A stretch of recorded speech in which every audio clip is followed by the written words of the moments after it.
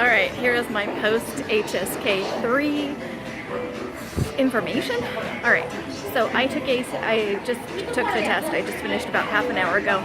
I live in Shanghai, China, and so my test center information will probably be different if you're not taking it at the exact center that I took it at. So keep that in mind. There'll be things that'll be the same and there'll be things that will be different. Yeah, so this is my third test. It's the third. I took HSK 1 and HSK 2 in paper form earlier this year, and HSK 3 I actually chose to take in computer form because for the writing, when I write in Chinese, I'm going to be typing, whether it be on my computer or on my phone. So I really wanted to have that practice with the test to make it as realistic as possible. So I chose that. I wasn't fully ready for all that was going to happen. So I'll tell you the good and the bad parts. What order should I tell you? Oh, I'm in a mall next to the test center because it's raining like crazy outside and I wanted some coffee to celebrate it being over. Okay, so the good stuff. The test center I was at, it was very clear when you went in where the test was. They started the test on time, they finished the test on time, my equipment worked, those kinds of things. So all of those details worked fairly well. The bad things were mostly technical in nature, and keep in mind that I do language testing for a living, and so I'm hypercritical of things that get in the way of the test happening. So, not this test, I don't work on the HSK test. Okay, so the first thing that I noticed is that the fonts were very different. The fonts were very different. From the questions or the sentences at the top to the things that you needed to match with them, there were different fonts, different font sizes, and there was a lot of pixelation with the fonts with the Hanzi characters. Now, I've already struggled to learn like typed, very clear typed Hanzi characters. I've learned to read my messy handwriting, and the third one is in the course book, the standard course book that I've been using for all of the HSK 3 levels, all of the HSK levels 1, 2, and 3, and they're really good series. I've talked about them in other videos. They also use a kind of calligraphy script, and so I've gotten used to that one over the past few weeks. The fonts that were used in the test weren't really like any of those. So it was really difficult because during the test, when I'm already very, very stressed out, I had to get used to another font. Okay, fine, look, everybody writes differently, different people might use different fonts when I'm reading their emails later on in the future, you know, whatever, okay, fine, so I'm adjusting to a different font. But the spacing between the words, there is none, that's Chinese. The spacing between the letters, no, what am I saying? The spacing between the lines varied. Sometimes it was enough where the words didn't touch each other from line to line, and sometimes they kind of overlapped and made the words a little blurry, and that made it hard to read. There was no way to zoom in on the screen, and I did already have reading glasses on, so I just kept doing manual zoom to get closer to the screen, but because it was physically slurred, like the fonts were slurring together, the words were slurring together, it was hard just to understand what some of the words were. So I did what I could, and it was a very timed test, so I couldn't spend a lot of time going back and forth on it. Another thing is that when they had like 4 options at the top, but all of the things that you're matching it to go down, you have to scroll up and down. When you scrolled, the options at the top went away when you got to the bottom stuff. I know it seems minor, but when you're going back and forth between a list and that, it really does make a difference that you can actually see the list the whole time.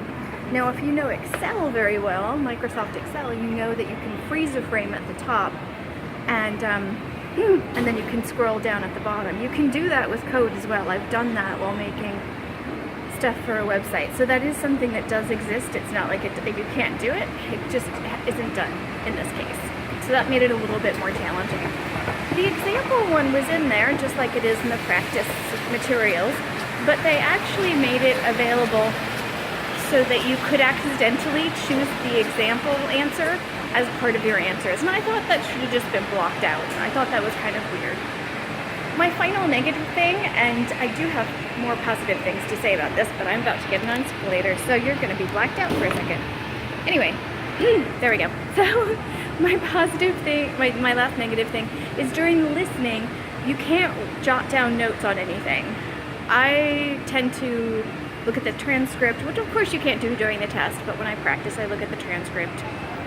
I write down keywords. I tend to do them in Pinyin right now because I'm not very good at writing the characters themselves yet. If I ever get that way. It's very hard to get on an escalator while filming. That was awful. Anyway, so you can't make any notes. So you just have to listen and decide. Listen and decide between what's on the screen. Is really hard to do, and I definitely didn't practice that way. So if there's anybody taking the computer test and you haven't practiced that way, I would get used to not taking notes because it was really disconcerting to switch my method while I was doing that. So that's something I would definitely practice and not do like I did and be shocked by it. There were a lot of shocking things. I promised you that was my last negative thing, but I do have to mention it's been a high pollution week this week. And although it went from like 200 AQI to 100, it was hovering around 100 today, and I had the windows open, and I tend to get pollution headaches pretty quick. And I couldn't move for the 20 minutes before the test, where we just sat there waiting for the test to start, as well as an hour and a half of the test itself. I had to sit there and breathe it in. I didn't even bring my mask because it didn't even dawn on me that it wouldn't be a safe, clean environment. I don't know why I thought they would have tons of air purifiers and things in the room. Why would they do that? I don't know. It's just a test. It's not a test center. It's just a language school. Why would they have that? So anyway, so if you're taking the HSK test in winter in China, you are sensitive to these kinds of things like I am, then you probably want to make sure, you probably want to check out your test center ahead of time, or you might very well want to wait until spring. About half the year is good, very low pollution, relatively low pollution, and the other half is just absolute shit. So that may be a factor. Maybe a factor. It's something to know. Let me pause for 1 second here. Oh, okay. I did say that was the last negative thing, but this one, I don't know if this is standard, or if this isn't the test center I went to, but we were supposed to show up a half hour beforehand and check in, and then they led us to our computers, and that's where we sat for after all of the checking in was done and putting our bags away and that kind of thing, because you can't have anything except you and like glasses seem to be the only things you're allowed to have on you. Even coats, even though they kept the windows open, coats seemed to be something that they did not allow.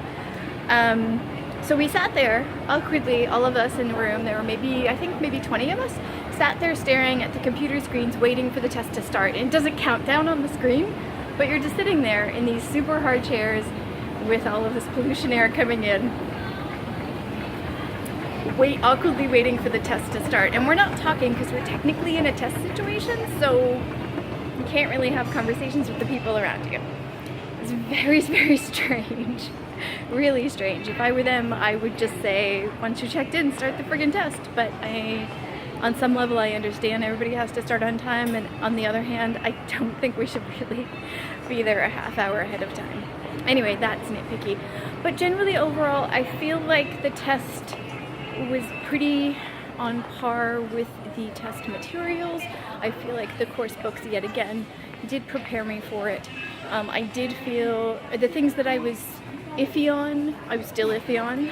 The things I felt like I hadn't spent enough time on, I still felt, like I could spend more time on it.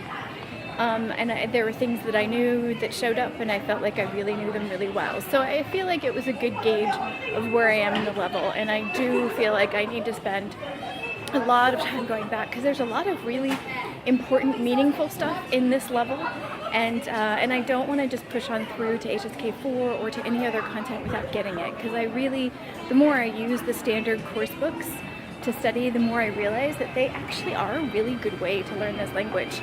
And I don't think I've ever really said that about language books before. Given the flaws of some funky conversations that are just like, okay, that's there to teach us about Chinese culture, and that one's just kind of weird, and that one's an overlap of Chinese culture but not really explained and doesn't really make sense in the translation. not in the translation, but it was bizarre. Ignoring all of that, it was very I think it was a pretty inaccurate test of the level. The last thing I'll say is the accent. They had the same, how can I put this?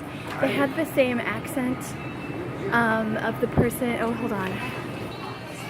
They had the same man and the same woman throughout the entire 40 questions of listening. And the accent of the man, I feel like I can almost pinpoint on a map of China. And it wasn't any of the accents that were in the course books that I was studying. And this isn't necessarily a flaw of the test. This seems to be a flaw of my studying.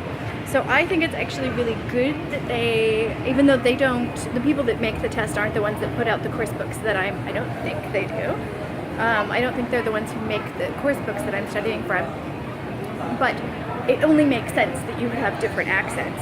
Now personally for the test I would have had different voices for the different parts of the test. They're like in groups of 5, so it's like 5, 5, 5, 5, 5, and that's, hold on. And so they're in groups of 5, sorry I didn't pause that. And so I think it may have been a better gauge of your flexibility in the language if they had different voices from different people with different accents in each part. But that's just a really nitpicky thing. Again, I'm in language testing. I used to language teach a lot, so these are very, very nitpicky things. I'm glad they did a different accent than the one I've been hearing when I study, because it really kicked my ass into what I've been doing wrong with my studying. I really like the course books I'm using, but I really, really think that I need to expand out what I'm listening to so I can get used to different accents, because there are many. And I feel like I've been a little bit lazy on that front. So I feel like that was actually a really good thing that they did, although I think they could have made it even better. Overall, I'm glad I did the HSK 1, 2, and 3 this year. However, I would never push through HSK 3 in 6 months. Unless you were doing intensive or you were using the language on a daily basis and just had that kind of feedback coming at you. If you're self-studying only 2 hours a day, I would never do HSK 3 in 2 months, or in 6 months. And if anybody's intentionally doing that, then I say no, don't do it. Because I have to go back and spend another 3 months or longer trying to fix what I just did, which is fine because learning comes in layers anyway. Anyway, so this is my overview of my HSK 3 test. I'm sure I'll think of something else, but I wanted to give you an impression immediately after the test. Really glad I did it, but yeah. Really, like, Christmas decorations are everywhere right now. It's so crazy. Anyway, really glad I did it, but I think it's time to slow down a little bit and breathe.